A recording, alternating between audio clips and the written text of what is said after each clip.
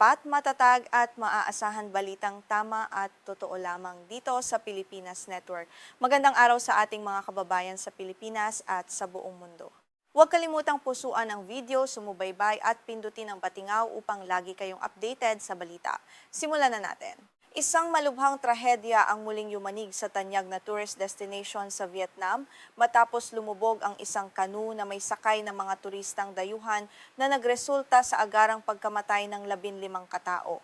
Ayon sa mga ulat mula sa lokal na pamahalaan, ang insidente ay naganap sa karagatang sakop ng Phuoc, isang kilalang isla na dinarayo ng libu-libong turista bawat taon mula sa iba't ibang panig ng daigdig upang magbakasyon. Ang nasabing sasakyang pandagat ay may lulan na 32 turistang nagmula sa bansang India, kasama ang 4 na iba pa na binubuo ng mga nakaranas na tripulante at mga staff ng bangka.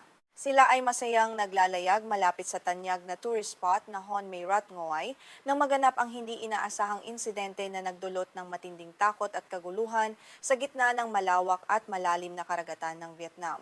Sa kabuuang 36 na individual na nasa loob ng kanu nang ito ay biglang tumubid, 21 sa kanila ang masuwerteng nailigtas ng mga responding rescuers at kalapit na bangka, habang 15 naman ang kumpirmadong binawian ng buhay sa trahedya. Ito na ang itinuturing na isa sa pinakamalubhang aksidente sa karagatan ng Phuoc sa mga nakalipas na taon na nag-iwan ng malalim na pighati sa mga pamilya. Batay sa mga paunang impormasyon na inilabas ng pamahalaan ng espesyal na distrito ng Phuoc, naganap ang insidente bandang 1:00 ng hapon.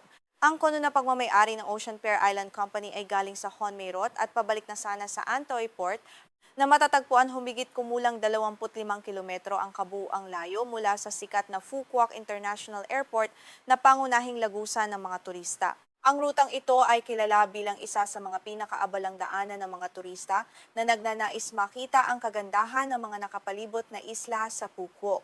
Gayunpaman, ang masayang bakasyon ng mga turistang Indian ay biglang napalitan ng iyak at panaghoy nang magsimulang magkaroon ng malubhang problema ang kanilang sinasakyang kanu habang naglalakbay pabalik sa main island sa gitna ng pabago-bagong lagay ng panahon. Ayon sa mga saksi at ulat ng mga otoridad, humigit kumulang 400 metro pa lamang ang nailalayag ng kanu mula sa pampang ng Hon May Rat Ngoai nang bigla itong makaranas ng hindi pa matukoy na mekanikal na aberya.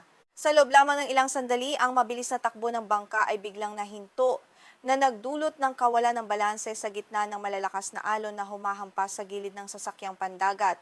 Dahil sa lakas ng hampas ng alon at sa biglaang pagkawala ng kontrol ng kapitan, ang kanu ay mabilis na lumubog at tuluyang tumubid sa malalim na bahagi ng dagat.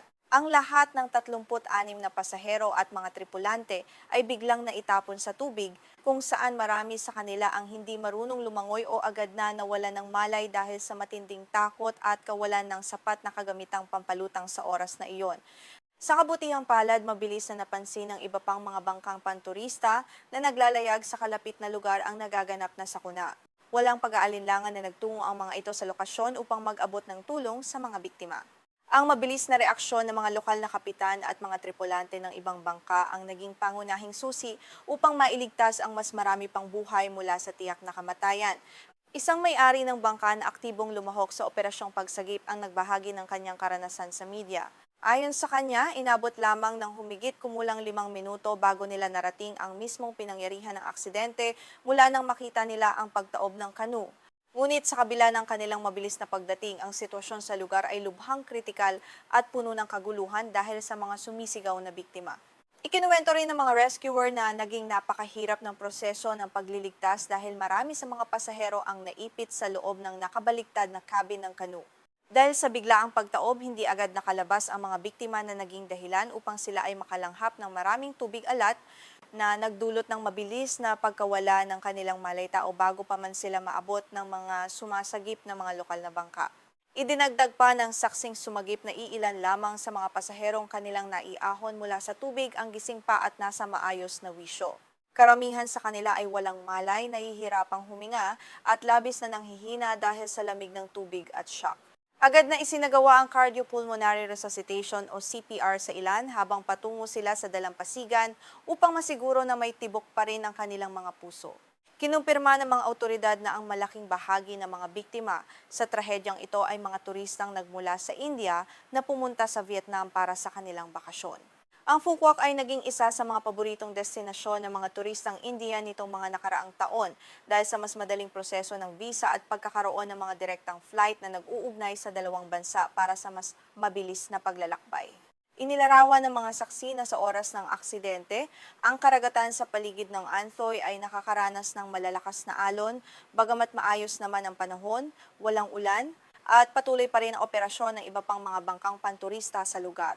Ang pabago-bagong kondisyon ng dagat sa rehiyong ito ay kilala na nagdudulot ng malaking panganib sa maliliit na sasakyang pandagat na walang sapat na proteksyon. Matapos matanggap ang ulat, agad na nagpakilos ang pamahalaan ng Phuket ng mga emergency services kabilang ang mga pulis, coast guard at mga medikal na tauhan.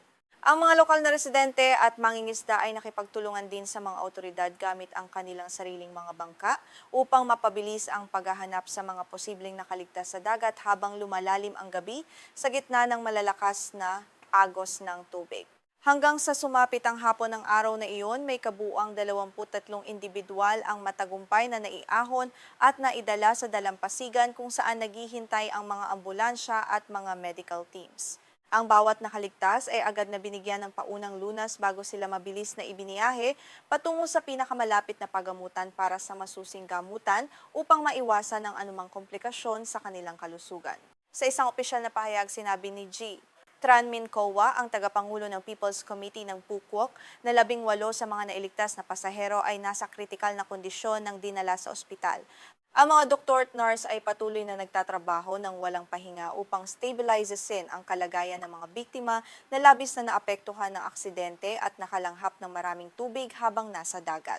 Sa kasalukuyan, patuloy pa rin ang ginagawang paghahanap ng mga rescue team sa iba pang mga pasahero na maaaring inanod ng malalakas na agos ng tubig sa paligid ng isla. Kasabay nito, ang mga lokal na otoridad ay nagsimula na ring magsagawa ng malalimang investigasyon upang matukoy ang eksaktong sanhi ng pagbaligtad ng kanu at kung may kapabayaan ba sa panig ng operator ng bangka sa pagpapatupad ng kaligtasan. Ayon sa kinatawan ng Ocean Pair Island Company, ang konu na nasangkot sa aksidente ay may kumpletong mga dokumento at regular na sumasailalim sa maintenance safety checks. Ang pangunahing aktibidad nito ay ang maghatid at magsundo ng mga turista na nagnanais mag-island hopping sa paligid ng Phuket, na isa sa mga pinakasikat na aktibidad na madalas irekomenda ng mga travel agency sa mga dayuhang bisita.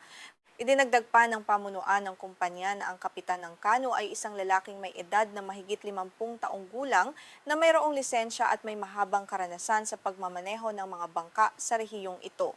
Ang kanyang track record ay malinis bago naganap ang trahedyang ito na nag-iiwan ng maraming katanungan sa mga investigador ng pamahalaan kung bakit hindi niya naiwasan ang pagtaob ng sasakyan.